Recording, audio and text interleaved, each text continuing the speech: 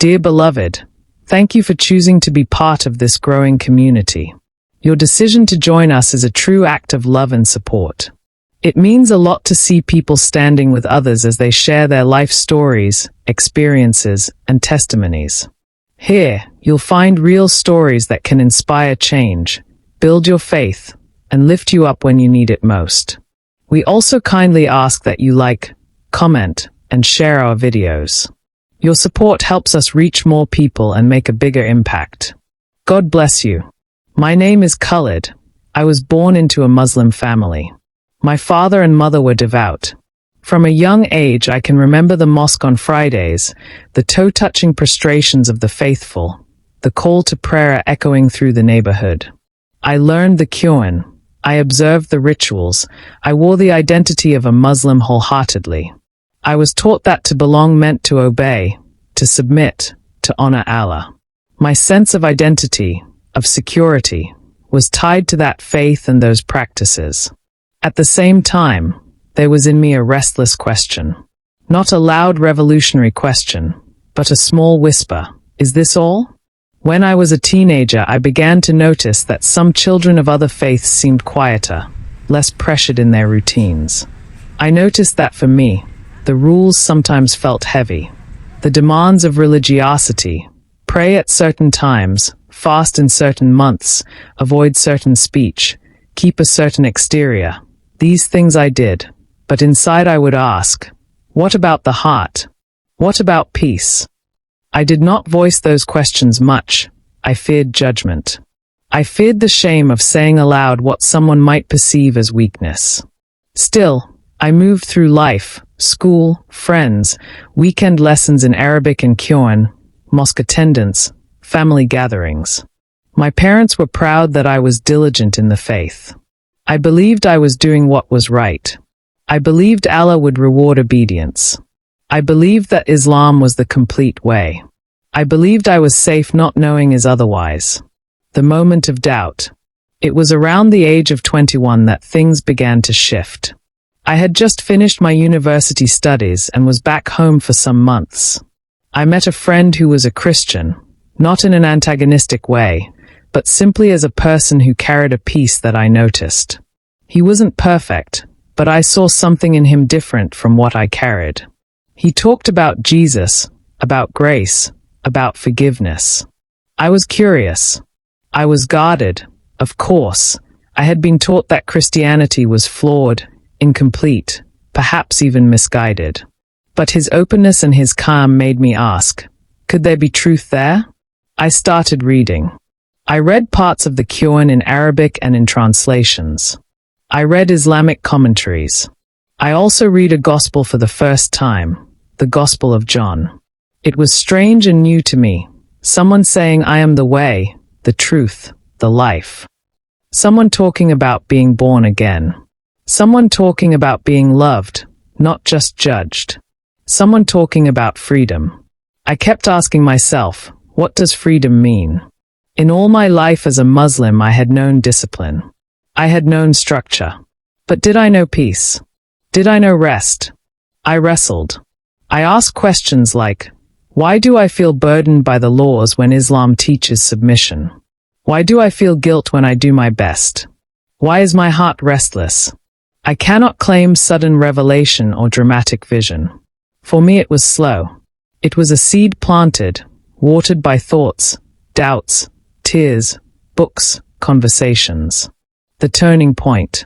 One night I was alone in my room, a heavy weight on my chest, not sickness, but spiritual. I had done all the religious duties I believed I needed to do. I had prayed, given alms, fasted Ramadan. Yet I felt that something was missing. I asked, Allah, if you are real, show me. If Islam is the full truth, help me believe with my whole heart. If there is more than this, show me. In that moment I felt, not a flash of light, not a booming voice, but a gentle assurance in my heart. There is a person, and he knows you, and he cares for your heart. The idea of Jesus, which I had lightly dismissed before, began to make sense in a way it had never done. I realized that in all my religious activity I had performed many outward acts, but the inward self had been restless, not secure, not forgiven. The next day I went to church with that Christian friend. I sat quietly. I listened to the pastor speak about grace, about faith, not just works, about a God who enters our world and suffers with us and for us. I cried. I asked questions. I felt fear, my family, my culture, my reputation. But something in me said, this is the way to life. A few weeks later, I made the decision, not perfectly, not without fear or regret, but with faith, to trust in Jesus Christ, to believe that his death and resurrection were real, and that through him I could have new life. To leave the identity of simply being a Muslim honored by rituals, to become a follower of Christ, a Christian. The cost. If I am honest, the cost was real. My family loved me. They respected me. My conversion was not welcomed. I lost friends. I was asked questions I could not easily answer. I was shamed. I was told I had forgotten my roots, betrayed my heritage. I was threatened in small ways, though not in extreme violence, thank God. Still, I felt alone in many moments. I remember going back to the mosque for a funeral and feeling like an outsider.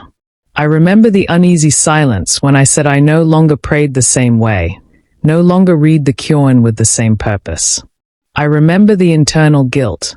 Am I abandoning the truth? Am I wrong? Am I a fool? I held on to the joy of Christ, but faith in him meant faith despite cost. Then there was the blessing. I found a Christian community. I found brothers and sisters who accepted me though they did not always understand all that I had come through. I found a church where I could ask the hard questions, where the Bible was taught, where I was discipled, where I began to know the God of love, the God who hears, the God who walks with us in the valley. The difference. What changed? For one, I discovered that faith is not just about doing, but about being. In Islam I had been a doer.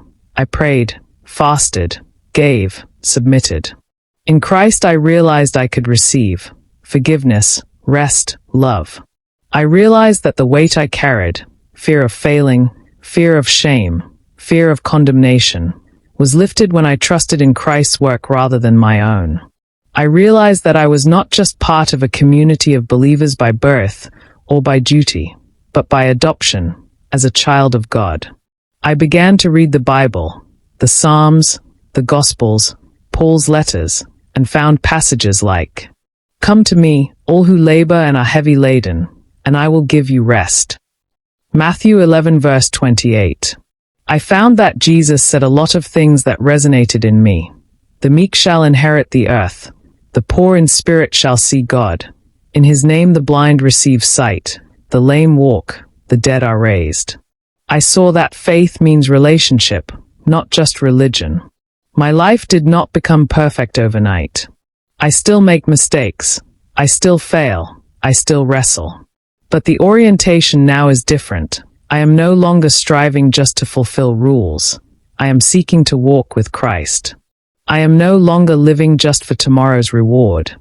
I am living because I know my identity in him. I have peace. Yes, a profound, quiet peace that was missing before. Why I tell this? I tell you this for a few reasons.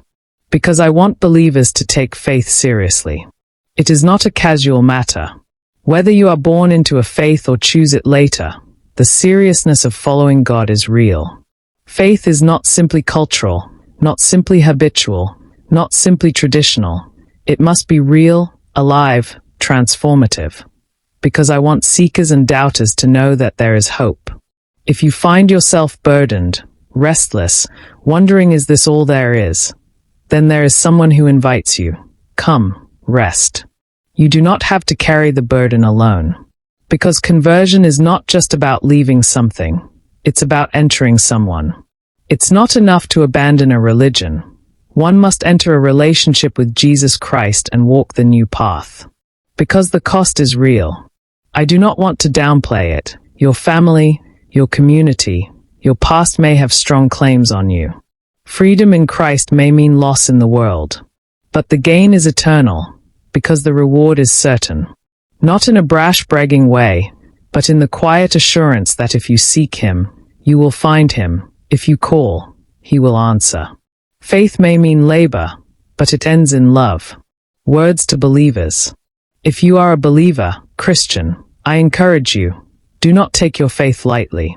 Do not assume that because you were raised in a church, or because you know the routines, you are secure. Ask, do you know Christ personally? Are you walking with him daily? Are you letting his love shape your life?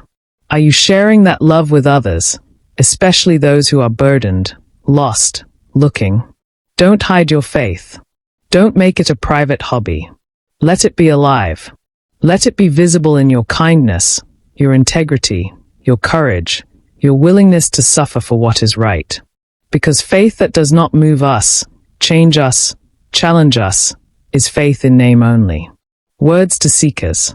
If you are searching, unsure, curious, troubled, let me encourage you, ask, search, knock. Don't settle for religion without relationship. Don't believe that being born into a faith means you already know God. The God of the Bible invites you, seek me and live. He invites you into truth, into freedom. Don't let tradition be the final word. We honor our heritage, but we must honor the heart. If your heart is troubled, open it. If you feel guilt, let grace speak. If you feel unworthy, know you are desired. If you feel far from God, he is closer than you think. Final thoughts. If I were to summarize in one sentence, I left Islam not because I despised my past, but because I found more in Jesus than I ever found in religion. I found love where I had felt performance. I found rest where I had known striving. I found acceptance where I had known shame. I found a father where I had once felt distant from God. And so I live today, not perfect, not proud, but grateful. Grateful that the Lord found me. Grateful that I can walk in freedom. Grateful that I can share this story. If you are reading this, I pray you will take the step. I pray you will open your heart. I pray you will find the one who is faithful. Faith matters. Sincerely, deeply. Because in the end, it is not religion that saves. It is the person, Jesus Christ, that can save you from damnation.